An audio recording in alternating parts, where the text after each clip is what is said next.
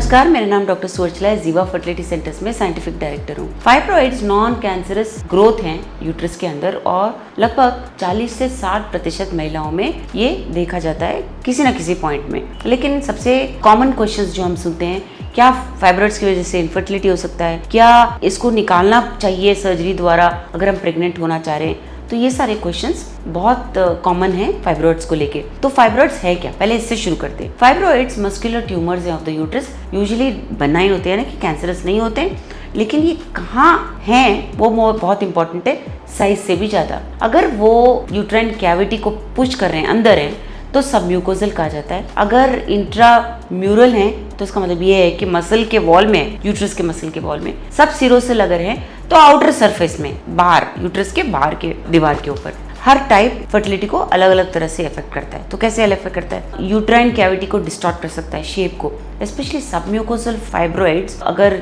हो तो स्पर्म का ट्रांसपोर्ट मुश्किल हो सकता है, एम्ब्रियो मूवमेंट और एम्ब्रियो का चिपकना भी, इम्प्लांटेशन जिसे कहते हैं। और ये फाइब्रॉइड्स बहुत ज़्यादा इनफर्टिलिटी और मिसकैरेज से लिंक्ड होते हैं, यानी कि उनकी वजह से ये सब हो सकता है। फाइब्रॉइड्स होने के कारण ब्लड फ्लो कम हो सकता है एंडोमेट्रियम को, और अगर बाहर हो, यूट्रस के वॉल में हो, इंट्राम्यूरल जिसे कहते हैं, तो एंडोमेट्रियम का क्वालिटी भी कम हो सकता है। और अगर एंडोमेट्रियम थिन रहा, अनहेल्दी रहा, तो इम्प्लांटेशन मुश्किल हो सकता है। इन फाइब्रॉइड्स की वजह से इन्फ्लेमेटरी केमिकल्स जिससे सूजन हो वो ज़्यादा उत्पन्न होते हैं और उसकी वजह से एम्ब्रियो का चिपकना कम हो जाता है। अगर चिपक भी जाता है तो अर्ली प्लासेंटल डेवलपमेंट ठीक से नहीं हो पाता। एग पिकअप में भी प्रॉब्लम होता है। एग पिकअप यानी जब वो ओवरी से छूटता है तो फैलोपियन ट्यूब उसे ठीक से पकड़ नहीं पाता, उससे भी इनफर्टिलिटी हो सकता है। रिस्क बहुत होता है प्रेगनेंसी लॉस का। सबम्यूकोसल और बड़े इंट्राम्यूरल फाइब्रॉइड्स की वजह से मिसकैरेज का रिस्क होता है अगर ठीक से ट्रीट ना किया जाए। क्या सारे फाइब्रॉइड्स को ट्रीटमेंट जरूरी है प्रेगनेंसी के पहले? नहीं, ये जरूरी नहीं है।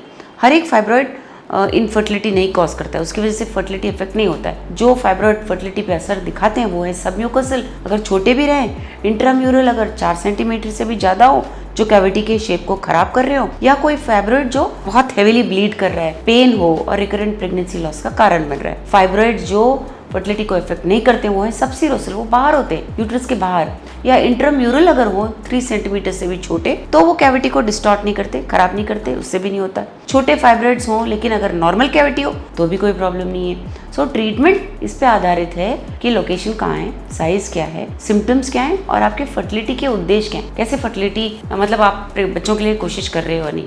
सो ट्रीटमेंट ऑप्शन है हिस्ट्रोस्कोपिक रिमूवल। सबम्यूकोसल फाइब्रॉइड अगर हो तो छोटा सा सिंपल सा मिनिमली इन्वेसिव प्रोसीजर किया जाता है जिससे आपके फर्टिलिटी के चांसेस बढ़ते हैं। अगला है लैप्रोस्कोपिक मायोमेक्टमी। ये बड़े इंट्राम्यूरल फाइब्रॉइड्स के लिए किए जाते हैं जिससे यूट्रस का शेप और फंक्शन फिर से आ जाता है। मेडिकल थेरेपी भी एक ट्रीटमेंट ऑप्शन है जहाँ पे टेम्पररी हार्मोन्स दिए जाते हैं जैसे कि GnRH एनालॉग्स। ये फाइब्रॉइड्स को श्रिंक कर देते हैं, छोटा बनाते हैं, लेकिन एक परमानेंट सोल्यूशन नहीं है। ये शॉर्ट टर्म प्रिपरेशन है सर्जरी के पहले। IVF भी एक बहुत अच्छा ऑप्शन है फाइब्रॉइड के ट्रीटमेंट के बाद, क्योंकि जब कैविटी का वातावरण ठीक हो जाता है तो IVF का सक्सेस भी बहुत अच्छा रहता है। तो जिन महिलाओं में फाइब्रॉइड्स होता है वो भी सक्सेसफुली कंसीव कर सकते हैं, प्रेग्नेंट हो सकते हैं, लेकिन ठीक से एवेल्युएट करना जरूरी है। अल्ट्रासाउंड, सलाइन इन्फ्यूजन, सोनोग्राफी या हिस्ट्रोस्कोपी, इन सब का समझना जरूरी है कि ये फाइब्रॉइड आपके फर्टिलिटी को अफेक्ट कर रहा है या नहीं। इसके साथ राइट ट्रीटमेंट अगर दिया जाए तो आपका यूट्रस बिल्कुल ठीक तरह से हील कर सकता है, मतलब बेहतर हो सकता है और हेल्दी प्रेगनेंसी में आपको हेल्पफुल हो सकता है। इसके बारे में और जानकारी के लिए अवश्य जीवा फर्टिलिटी सेंटर आएं।